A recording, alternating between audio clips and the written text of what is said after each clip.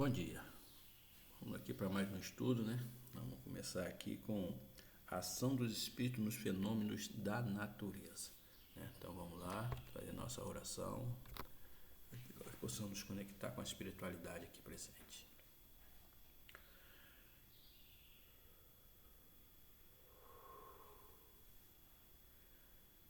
Amado Mestre Jesus, bons espíritos presentes aqui, agradecidos por essa oportunidade, desse estudo, que nós possamos sempre estar aqui, estudando, orando, aprendendo. Obrigado pela presença desses nossos irmãos encarnados que são trazidos aqui para estudar, para assim como nós aprender e para poder também evoluir. Sendo assim, damos por iniciado o nosso estudo de hoje. Que assim seja e assim é. Então vamos lá, vamos falar sobre a ação dos espíritos nos fenômenos da natureza. Na 536 ele pergunta assim: são devidas causas fortuitas ou ao contrário, tem todo um fim providencial os grandes fenômenos da natureza? O que se considera como perturbação dos elementos? Ele responde: tudo tem uma razão de ser e nada acontece sem a permissão de Deus.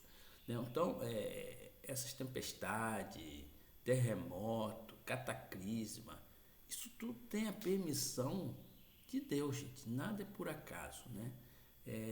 Eu aprendi, por exemplo, quando dá muita trovoada, relâmpago, dá aquelas tempestades, se diz que estão limpando, né, a atmosfera dessas vibrações pesadas, e são os meios que eles usam para limpar, né?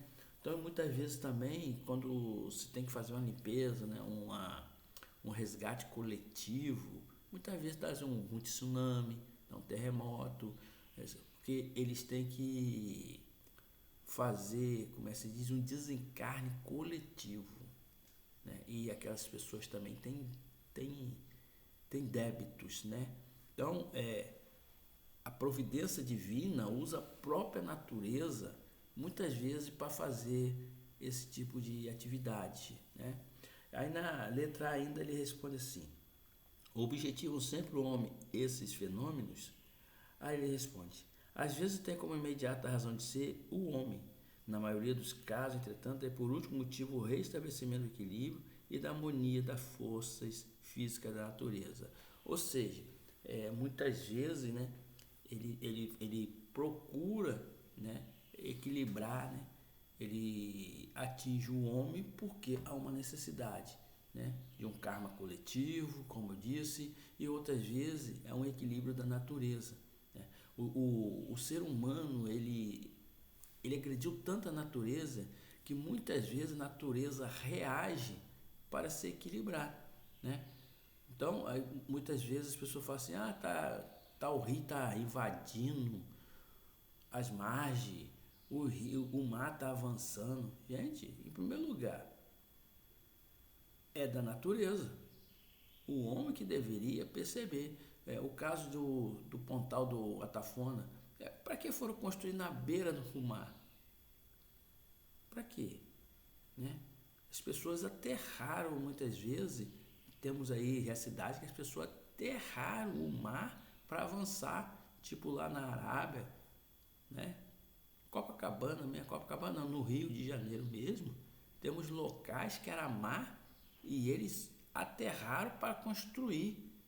Se você pesquisar a cidade do Rio de Janeiro, você acha que um dia não vai ser cobrado isso? A natureza não vai tomar de volta o que pertence a ele, não? Então, o homem tenta justificar os seus erros dizendo que Deus é ruim, que Deus fez. Não, nós temos que ter consciência. Muitas vezes agredimos a natureza. Tem um monte de gambá no coxo, tem cobra invadindo a minha casa. Claro, onde era a mata, construíram, destruíram a mata. A natureza responde, meu amigo. A natureza responde. Na letra B ele ainda pergunta assim: concebemos perfeitamente que a vontade de Deus seja a causa primária, nisto como em tudo. Porém, sabendo que os espíritos exercem ação sobre a matéria e que são os agentes da vontade de Deus, perguntamos se algum dentre eles não exercerão certa influência sobre os elementos para agitar, acalmar ou dirigir.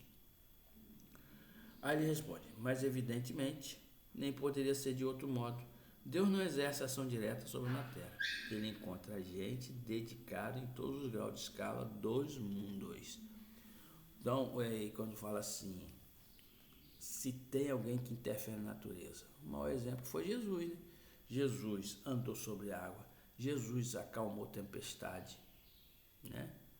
E para a gente que estuda, a gente sabe que temos médios de efeito físico, né? Se você for olhar lá também, biblicamente, temos Moisés, que abriu o mar, né?